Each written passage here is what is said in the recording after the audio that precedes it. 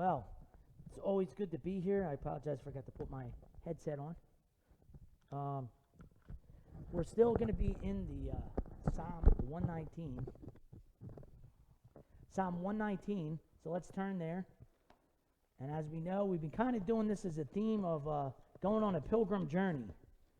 And tonight's topic is going to be the pilgrim's attitude. The pilgrim's attitude. So turn to Psalm 119. We're now beginning in verse 65. So we've had a lot of messages up to here. We've gone through. We've known from the first verses, you got to be all in. And then the second verses, we know that there's some hiding and cleansing. And then as we keep going through, we know that there's we know that we need to be teachable. And this is something that's very poignant that, as we've gone through this, we know now, okay, so the pilgrim's been on the pathway again. He's seen some trials and tribulations. But really, what's his attitude? When something really happens, what's our attitude when something happens in our life? How do we handle it? Sometimes we don't handle it right, do we? And this is definitely poignant. So just listen to what the psalmist is saying here in these verses, because he's just talking about affliction. Now, if you just listen to it and not knowing as a believer what he really means, we know that affliction is a good thing, isn't it? Because it teaches us. So this is why his attitude towards that. Sometimes when we're afflicted or something goes wrong, like the children of Israel, how come we have to go through this? How come this happened? We become stiff-necked and stubborn. I don't want to have to go through that. Why me? And you see, you can't really stay on that pilgrim pathway if we have a why me attitude. So let's go and begin in the verses 65. And it says, "Thou hast dealt well with thy servant, O Lord, according to thy word." In other words, he's saying that I know that you deal with me according to thy word. Even if I stray from thy word, you're dealing with it according to the standard that you've set for me. You deal bountifully with me. And he says, "Teach me good judgment and knowledge, for I have believed thy commandments." And he's saying, before I was afflicted, I went astray, but now I have kept thy word. See, that doesn't make sense to the world. Let's just stay right there. Somebody's saying that. What do you mean if I was afflicted? We learn so much from when we go through things or affliction. I told you about my friend at work, Becky, who said she was praying for a closer relationship with God, and she got her second bout of cancer. And she said that brought her closer to God more than anything else in her life. So that's what I'm talking about. That's kind of the idea that we're trying to get across here. Verse 68 says, "Thou art good, and doest good. Teach me thy statutes." Then he's saying, "The proud have forged a lie against me, but I will keep," again, there's that keep, "guard thy precepts with my whole heart. Their heart is as fat as grease, but I delight in thy law. It is good for me that I have been afflicted, that I might learn thy statutes. The law of thy mouth is better unto me than thousands of gold and silver." So you see the attitude that the pilgrim has in these 8 verses. Something's going on because he's talking about affliction. So he had just went through something, and now that he's gone through it, he's looking back and he's saying, you know what? It was good for me that I went through this, because now I've learned I learned something from it. And a lot of the times that's what happens. Many people, they come to the altar, they realize that they're a sinner, and they get saved, and then guess what? Something happens, and then they just give up or they go away. And they don't really learn anything from those situations, whether they lost a loved one prematurely or whether they, God put them through a test. I mean, I can even attest that when I first got out of the military, I knew that God wanted me to work at Toomey, but that was a test because I was unemployed and married. I mean, I got really good at folding clothes and wondering who was going to call the phone, but God had, and that was like, it was good for me that I learned that you learn to appreciate something when God gives it to you. And now I've been there, praise God, all this time. I don't know when I'll ever leave Toomey or whatever, but I knew at that moment because he wanted me to go through that. Because a lot of people, they get out, they get a 4-year degree, they think they're going to be the manager. They're like, yeah, I'm entitled to this. I went to school for this. It's like, no, you got to start here. And see, God sometimes does things so we appreciate what we have, where he gets us to look at something in our life or look at something that's in our heart that we need to change. And that's a good thing. So life can cause us to give up or give in when trials or temptations come. Whether we keep going or give in, we must not allow the surrounding circumstances to change our attitude toward the purpose of the journey. I was not put on earth just to be a desktop analyst. We were put on earth to know and love and serve God until the day that we die and we're with him. And that's how simple it is. And sometimes we get that messed up or we get it mixed in with what the world philosophy says, don't we? Or we see something else or we get distracted by something else. But that's pretty much it. And as it said in verse 65, basically telling the Lord, I have learned to deal with the ups and downs of life, whether it's just from being in the world or because I made the choice. Sometimes our afflictions aren't because of living in a sin-filled world. It's because we decided to make that choice. Sometimes we have self-inflicted wounds, whether it be in an attitude that we adopt or something else. And God is always fair and will train us. You know, I love this, that Jesus, right after he told them, about the mansions in John 16:33 says, in the world you shall have tribulation. Aren't you glad that God's honest with us? He doesn't say, it's going to be great from here on out. You're saved. Just wait for me to come pick you back up off of earth. No, he says, in the world, out there, you're going to have tribulation. And we know why. Because the world hates him. And if we love him, then they're going to hate us. I mean, that's just the way it is. He told us that. But it says, be of good cheer. He says, I have overcome the world. I mean, I don't know. We know the ending of this book. I mean, how many books have you read and you want to see what the ending's about? And this book has a happy ending when you know who the author is. It's wonderful. And trouble will find us, but we may double the trouble depending on how we deal with it or our attitude towards it. Sometimes it may not be as bad as we think it is. Sometimes it's not even, getting angry. Sometimes it's just sitting there obsessing and worrying over something that you can't control. You get filled up with anxiety. Because really, that comes from what? You're just choking yourself out spiritually. God can't really work in your life. And what is the definition of an attitude? It says, a settled way of thinking or feeling about someone or something. It's typically one reflected in a person's behavior. A lot of different ways to say we are sorry. So I think about this, and my kids aren't in here, so I can talk about them. So I know that when sometimes Jenna, for some reason, always says, Juliet, say you're sorry. And Juliet will just go, sorry.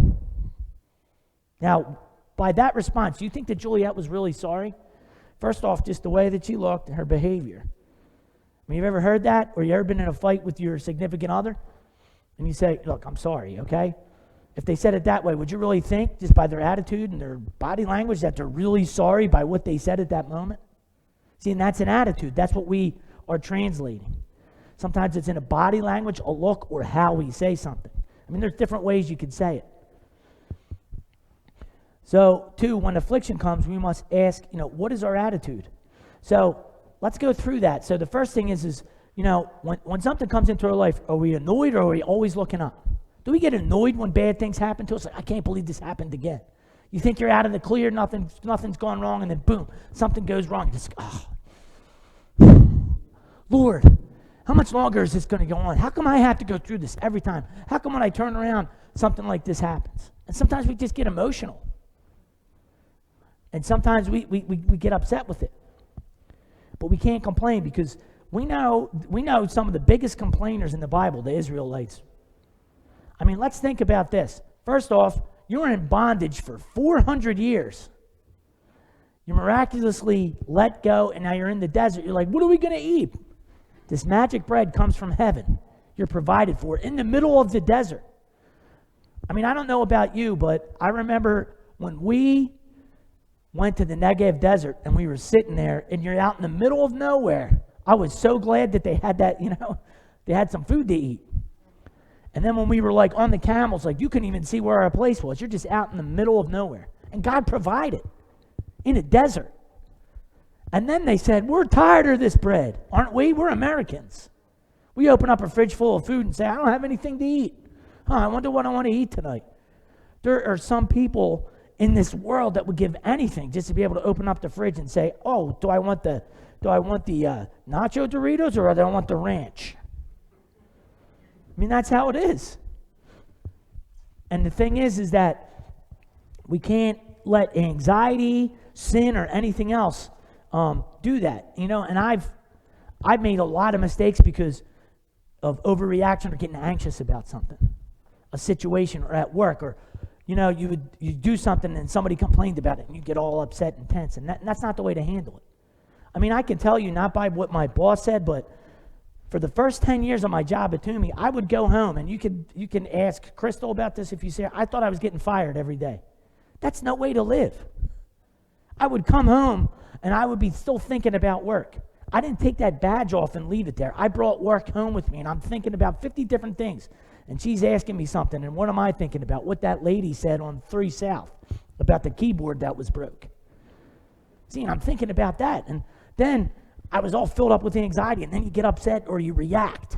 And God doesn't want us to be like that. And it's amazing that when we always look to Him, now that's the other side of it. When we have situations, that's why it says pray without ceasing. If we're in an attitude of prayer, when no matter what the situation is comes, He's either going to calm that or He's going to calm us. And sometimes He doesn't calm the storms. Sometimes you could be standing in the midst of rain getting soaking wet, but you're okay with it. Because He gives you that peace inside, and He gives you the clarity of thought to think through the problem. Think through the problem. Think through the trouble. Troubleshooting. See, I deal with that a lot. A lot of the times, it will be, and you don't ever want to go up to somebody and make them feel bad about it, but they are all panicked. I have tried to turn this PC on 4 times, and it's not getting on. I can't get to this or that, and all I have to do is come and put a cord in the back. Do you guys remember the camera that night? I'm sitting there going, I don't know what to do. All I had to do was move the thing over for the camera. And you see, I'm all panicked, like, I don't know what to do. I can't get in. Boop. It's all it was. And sometimes it's the most obvious, simple situation. Isn't that how God is? God's not trying to fool us. Sometimes the situation's right in front of us. The solution's right in front of us of the problem. And sometimes it could be just our attitude and the way we're looking at it. And God has to give us a new perspective on it. And I think of that. Verse 71, it is good for me that I have been afflicted, that I might learn thy statutes. And that thanking the Lord for trouble, that doesn't make any sense. What person out there would say, yeah, God, thank you for all the problems that I caused myself and all the things, because I really learned from them. I thank God that I've been sober. It was the 18th, 23 years. And if you knew me before that, you would be like, there's people that knew me in high school are like, really? Because I was the life of the party. Oh, he's funny, or oh, he does this, but now I don't have to have that. And I thank God for that affliction taught me that, you can, when you see somebody else struggling, I learned that isn't a way to live. Even before I knew Christ, that logically, the more that you do that, the more and more you're going to get caught in a vicious cycle and basically end up destroying yourself. My dad's friend died.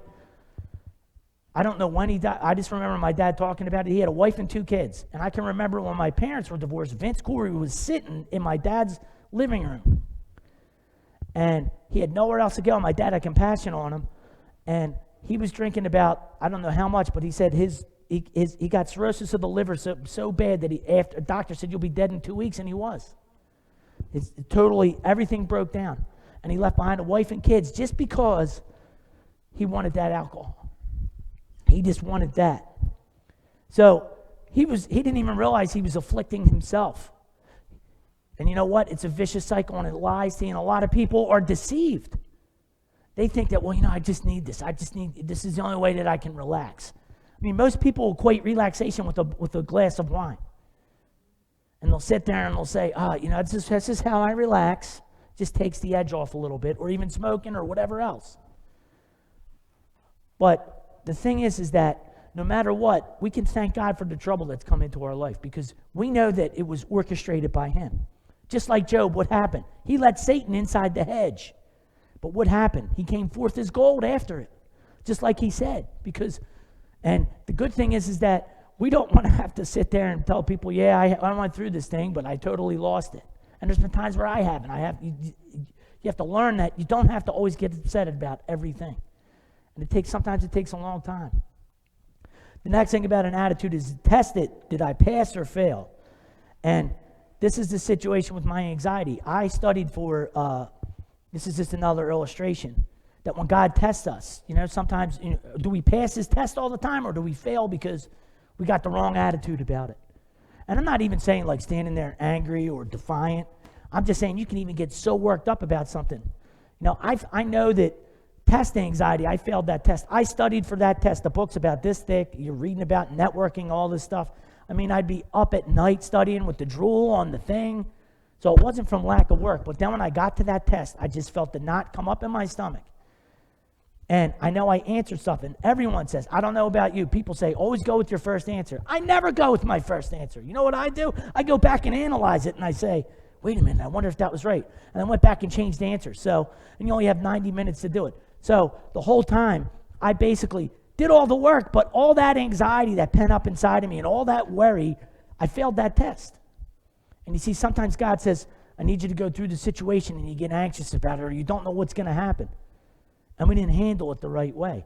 See, the pilgrim in these verses went through some tests. He's even seen the proud have forged a lie against me. What would you do if people just started telling lies about you?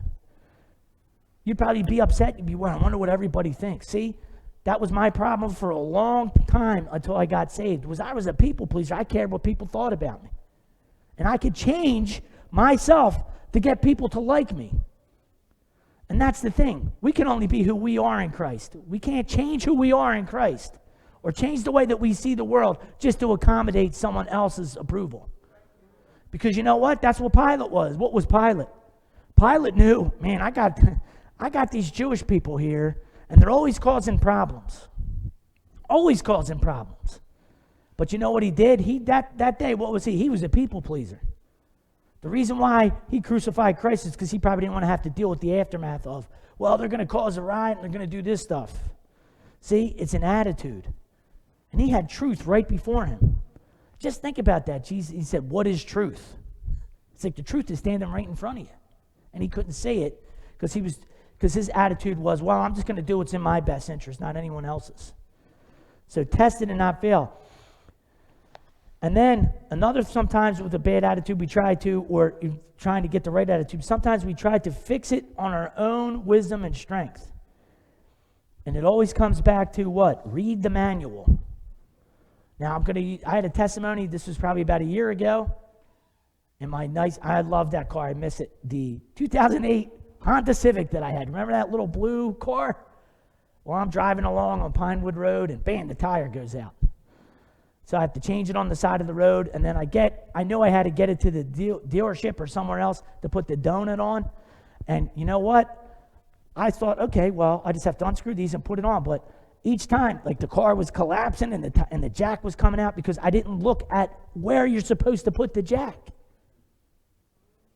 So it kept falling, and I'm twisting the bolt, and the car's moving back and forth, and I'm thinking, why is the car moving? Because I didn't have the jack set where it was supposed to be. And sometimes God's saying, no, I don't need you to do it this way. Don't do it this way, do it this way. But we're saying, but God, what if I did it this way? We know somebody called Saul, right?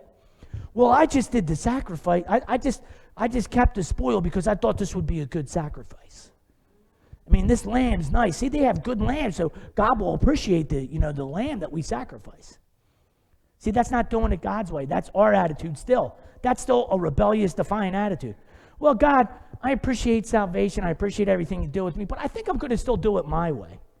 It's just like us sometimes, men. Sometimes you don't read the instructions. We think, oh, this is easy. I've done 100 of these. And what happens when we assume? We can't assume. We have to have the attitude that we can't try and fix things on our own. We need the Lord. We need the Lord. And verse 66 tells us that, teach me good judgment and knowledge, for I believe thy commandments. So the other thing is about attitude is inspired to get going rather than giving up. Do you ever just want to give up? Have you ever in your life just felt like you couldn't go on another step? You just threw your hands up and you were done. And that was the good thing about that, because my year's verse was have faith in God. Last year, 2020, was have faith in God, and it was like January 5th, and the tire blew out. And to you guys, that might seem like, oh, every man knows how to change a tire. My brain goes into scrambled eggs with that stuff. And I can just remember that verse coming through, have faith in God. When I sat there and I just listened to that, I was calm, and I was able to see that the instructions were right in front of me. And I didn't give up. I wanted to give up. I would have been like, yo, can you come pick me up for work? I guess I'll do it later. And we know we can't be like that. And you see, attitude that's inspired to get going rather than giving up. And sometimes we have to get through it rather than go around. Sometimes God's like, here's this mountain. Now, it would probably be easier to drive around this mountain, but I need you to take this little pickaxe and pick through it until you get to the other side. But, you would be like, well, it's easier to go around, right? And what happened in Pilgrim's Progress? There was people that were climbing the wall and going around to the shortcut, but what happened? When they took that shortcut, they didn't know there was a cliff on the other side of when they took the shortcut. See, sometimes we have to go through it because God has it for a purpose. And he doesn't have to explain to us why. God doesn't have to explain why. Just like parents. Well, why? We say, because I said so. Because I'm your parent and I'm telling you to do this. And that's the thing. Then sometimes we could get a bad attitude because we think, well, he should tell us. And it's easy to get discouraged in life, but no need when we have his way, his word, and his will to guide us through any situation. And I love that song that says, follow, follow, follow after Jesus. He showed us how we're supposed to handle this life. Right? He was a total example. When we looked on the multitudes, he was moved with compassion. And I don't know, but I don't know if anybody did, but I downloaded The Chosen, and it was just amazing seeing that they kind of have a happy Jesus in that one. Like when he looks at people, he's smiling, And a lot of the times, yes, sometimes he's stoic and he's God, but, he does smile. We're like his children, and he loves us. And it's not always that, he's condoning what we did, but he's seeing that we're hurting ourselves and he wants to help us. I mean, think about any of your kids when they fell. I can remember Jenna one time. She used to have headphones because with her situation. And I can remember she slid off the bed, nicked her nose on the keyboard thing, and smashed her face into the floor. She looked like Rocky. And the first thing you wanted to do was you wanted to help her because she got hurt. See, sometimes even with our own sin, we hurt ourselves. And yes, God hates sin, but he knows that we're hurting. And sometimes he's putting us through stuff so that we will stop going in the way to try and fix our own sin problem and go to him. And fall on our face and say, God, look what I just did. Please forgive me. Whether it's, you lost your temper, anything. It doesn't matter. Christians are not exempt from sin in this life right now. And sometimes we forget that. And then we have to deal with it right away. I think of what Pastor Bowen always says, keep close accounts. In other words, as soon as you do it, confess it, it'll fester like a wound. Fester be like you start getting leprosy, sin leprosy all over your body. And know what happens when sin takes over? Guess what? Our attitude changes. I mean, think about David. What did David do when he sinned? Was he playing any songed instruments? No. He kind of isolated, didn't he? He didn't want anybody to know about it. Then he started scheming until Nathan came up to him and said, thou art the man. And then everything changed. Everything changed. And then the other thing is the right approach. See, many times we get a wrong attitude because we react to a situation. There's been so many times, and it's funny because sometimes I'll get worked up and react, and I don't know why God uses Junebug in my life, but he uses good old Junebug, because sometimes at work I'll get worked up, and he says, you got to ear hustle. Because I'm talking, and he's like, you got to ear hustle. And his other word, be quiet. That's his version of saying, be quiet and listen to what I'm saying. Be quiet and listen to what I'm saying. And sometimes God has to do that for us. He's like, look, you're not approaching this the right way. Listen, look at me. So many times with Jenna, when she's going into a meltdown, I got to try and get her to make eye contact with me. Autistic people do not want to make eye contact with you. And it's almost hard. Jenna, look over here. Look at me. Calm down. Calm down. And sometimes that's what God has to do for us because we're getting the wrong attitude. We just reacted. We had a knee-jerk reaction to something in life or something somebody said. I can't believe they said that to me. And it's hard. But we have to have the right approach. And if it upsets us, we need to realize we need to think and take a moment before we react. Whether it be someone said something or did something, we can't live that way. And I think about golf. Now, has anybody ever played golf? Has anybody ever went through that crazy game? And golf is a crazy game because you have to have the right approach to it. I can tell you right now, if I've played golf, I've played holes, I've walked off courses because I got so upset at a shot. You might as well just go home if you get mad. Because golf, you need to be relaxed. And the approach, so when you look at a shot, there's a lot of things, the right approach. You got to take in a lot of stuff. You can't just walk up and say, all right, so the hole's over here. I'm just going to go up and hit it and see where it goes. No, you step back, you look at where the ball is, you line it up to where you want to hit it, and then you line your body up, and then it's just back hit, and you go hit through the ball. But what happens sometimes? Sometimes you're back there, and then all of a sudden you just start thinking, and you're like, all right, I got to do this and that, and then boom, you top the ball. And if you're mad at that point, and then you hit it again and you skim it, and then the hole says requires 4 shots, you already hit 10. And then by that point, everything's tense, and you're like this. You might as well just go home because you're going to lose or you're not going to enjoy it. We have to have the right approach to life. We can't just wake up and go, I got to go to work today. Guess what? A lot of people have to get up and go to work. And guess what? A lot of people are going to a job that they didn't pick as their dream career. I remember Juliet used to say she wanted to be a cowgirl with a makeup shop in there. That was her dream job. I don't know if she even thinks about that anymore. But it's amazing how people think that their whole existence is gone if they don't get their dream job. Guess what? You're going to live and survive. And you have to have the right attitude because there may be things working that you don't even realize. Because I know that God intervened in my life even before I knew him. He saved my life in Colorado. When I remember drunk Mike back in those days, and I'm walking in a blizzard to my house that was 5 miles outside of town in Colorado. And there was actually a police officer doing his job. He came right up beside me and took me to a warm place. I don't know where I would be today if I ever saw that police officer. But back then, guess what? Guess what my attitude was? Yo, listen to what happened to me last night, man. Now I look at it, and I see that God literally orchestrated a point before I didn't even know him. Before that, if I died, I would have went to hell. And he took me and put me in a place where I could live so I could see this.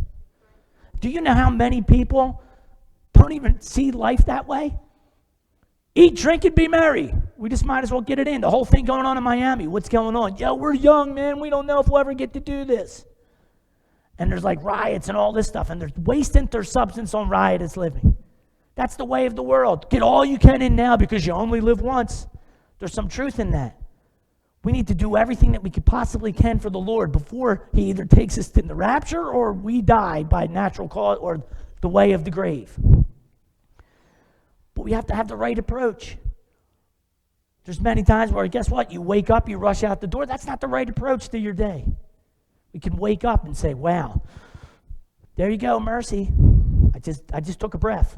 And sometimes I don't even do that because what do?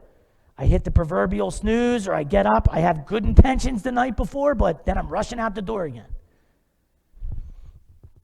We have to have the right approach.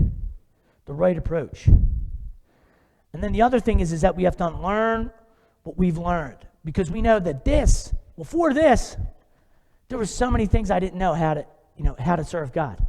See, before I got saved, people said I was a pretty nice guy and I was funny and all this blah, blah, blah. And, I was an altar boy and we were faithful to Sunday service, but I didn't know any of this. I didn't know anything about that. And what I learned was not anything really about God. I know, okay, yeah, I feel bad that he, died for my sins and all. We go to Easter and I take communion and all that. But when you really think about what he did and you really learn what the gospel really means, for God so loved the world. Everybody out there, not just us that now have this knowledge. For God so loved the world that what? That he gave his only begotten son, that whosoever believeth in him, what? Should not perish, but have everlasting life. And I can't even imagine what that's going to be like. That was not even, before 2002, that wasn't even a true reality to me. To know that I could be in heaven with Christ. Like there was a way that you could. And the amazing thing is that once you start studying the Bible, once you start having a relationship with God, and I'm not just saying that you just memorize a bunch of stuff. Jenna was singing the Old Testament song today. And I like that because it helps you remember, helps you get into it when you're young. It gives you a foundation. But the thing is, there's stuff beyond that, because God's going to reveal things to you through the Holy Spirit too. We just have to listen. And we have to unlearn what we've learned. Because if we don't, we're going to continue. Guess what? That bad attitude is going to seep in. Because we're not focused on what he's saying. We're only focused on what we're thinking. We're only focused on, my opinion. Nobody cares about my opinion. See, that's the whole problem with Facebook. Nobody really cares what you think. But the good thing is that when we take and say what God thinks, we put it out there, and that plants a seed in their heart. It's not just what I'm saying or a man saying. It's what he's saying. And there's a promise in the Bible that says God's word is quick and powerful and what? Sharper than any two-edged sword. And it's amazing that, yes, I wish more people will come back to church. But it's amazing what God's using technology that sometimes can be used for evil. God can use it for good. Because I have relatives that respond to the gospel. They respond to putting this, and they're responding. Now, I don't know to what degree or if they're saved or not, but it's having an impact and an effect. And that's the thing. Sometimes we can get an attitude and think that, people are going to be people and they're going to do whatever they want to do. No, people's lives change still. People still pass from death unto life. It's still going on. And just because we haven't seen it doesn't mean that that's happening. We can't get discouraged with that attitude. We have to unlearn that, they're just not going to get it. Yeah, they can get it. We got to have hope that they can. Because you know what? Jesus hasn't come back yet. And there's still work to do. There must be still people that need to hear the gospel. And we have to have an attitude of, let's not give up. Let's not give up. And even verse 69 says, someone lies about you. We can just pray. Pray for them and ask God to help us. And I can remember that even in the military, I would get upset a lot, or people knew how to, and I remember the one thing that they said in this anger management class, I always think of it, is that, we learn a certain way to react to life. And sometimes he would say, I know this sounds crazy, but he would say, we have two people inside our brains. So don't think that I'm flying off the handle with this illustration. I'm not crazy. I'm not on anything. But he says we have a professor and a caveman. And the professor usually goes through him first, and he can say, okay, this is where we want to put this. This is how you have to do this. But sometimes what happens is the caveman takes over the controls, and we react, and we react the wrong way to it. Because we're not getting the full picture. We're just going into our primitive thing, and we're not applying logic. See, God's logical, isn't he? Now, sometimes we may not be able to explain it, but we know it's based on what he created. Math, numbers, nature, air. People study it. And sometimes they can say, I know it does this, and I know it means this, but I can't explain how it got here. Because it's God. And then the other thing is that we have to have the attitude that we're doing it all for him. Imagine if, this is what I think, and I just think of Peter when, think about if every time that we had a bad attitude, or we even denied, like how Peter denied Christ, like how he was acting in his behavior, how his whole attitude changed when that woman accused him and he's cursing. And then Jesus looked right at him. If you ever saw the Passion of the Christ, I think that's the most powerful moment beyond probably the most graphic thing ever of showing what the crucifixion was about. But when they had Jesus down there, and I don't know if it's in the Bible or not, but when he looked at Peter right after he told him exactly what was going to happen, and how Peter looked at him right after he did that, just to see the look on Jesus' face, just to look at him. Like, wow, I just hurt the sovereign God of the universe with my attitude and my actions. And just think of it, every time we did that, Jesus was looking at us. We probably wouldn't do it as much, would we? Because he's right there. But he's always there, seeing everything like we heard today. And we do it all for him. And I think of it too as in 2 Corinthians 5, verse 20, that we're ambassadors. And you know what? Sometimes they say American tourists aren't the greatest ambassadors for the United States of America as an American tourist, because we always think everything's got to be like America. So we go to a different culture and everything, and they're like, well, where's the McDonald's? Well, maybe this country doesn't have a McDonald's. Or maybe they don't do it this way. But that's what we need to be for Christ. We need to show love, right? They will know we are Christians, what? By our love that we have for one another and for them, that we show them love, that, that we love them. Not condoning what they do, but love them in spite of what they do. Because God did that for me. God did that for you.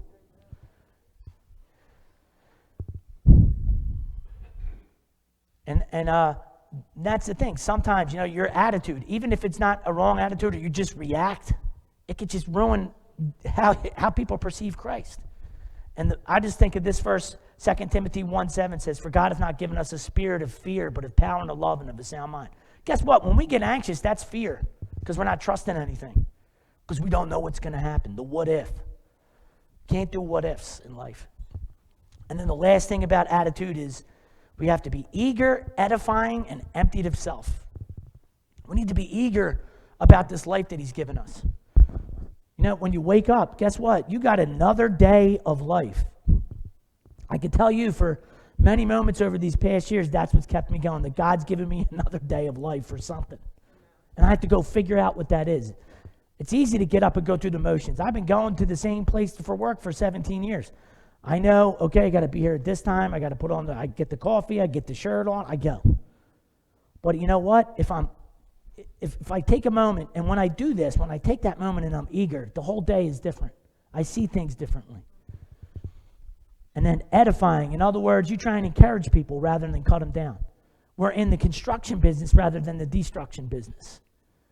I remember my grandmother had a garage, and that was fun, isn't it? It's easy to just knock stuff down, but it's harder to build something up, isn't it? I could take anybody right now. We would get people like the sledgehammers and breaking. It's easy to break stuff, but it's difficult and it's harder to edify. In other words, build something up.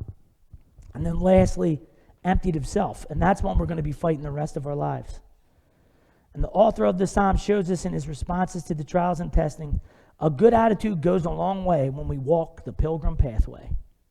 When we stay on that path that he's given us, the author and finisher of our faith, when we stay in our lane and we bring people along with us.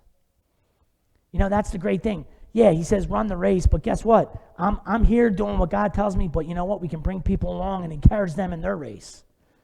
Isn't that wonderful? When somebody encourages you, like you're in a race and you hear all those people cheering for you. Come on, you can do it. God's doing that every single day, and we forget that. We get a bad attitude about it. Well, nobody cares. Even the psalmist at one point said, "No man careth for my soul." He said no man, but guess what? He knew that God did. And he knew that God cared for his soul. So sometimes it's just really, as we're walking the pilgrim pathway, as we go through many trials and tribulations, we just need an attitude adjustment. We just need to ask God to say, "Lord, I may not know all the reasons why we're doing this, but help me to just be able to get through it and not be a crazy person or not get upset or not worry or not fear." Because that's a real thing. Emotions, anxiety, stress. Stress can kill you. It can start breaking down organs. They've studied it. If you have too much cortisol, guess what?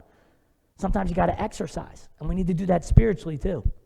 Or we'll atrophy, or we won't, or we're going to get complacent. We're going to get stagnant.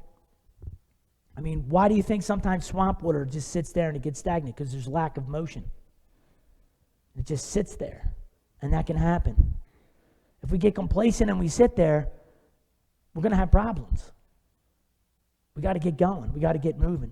And we have to have a better attitude about things, because if we don't, we're not going to have an impact. We're not going to have an effect on anybody. They're just going to think we're just, man, what's wrong with him? He always looks like he's in a bad mood.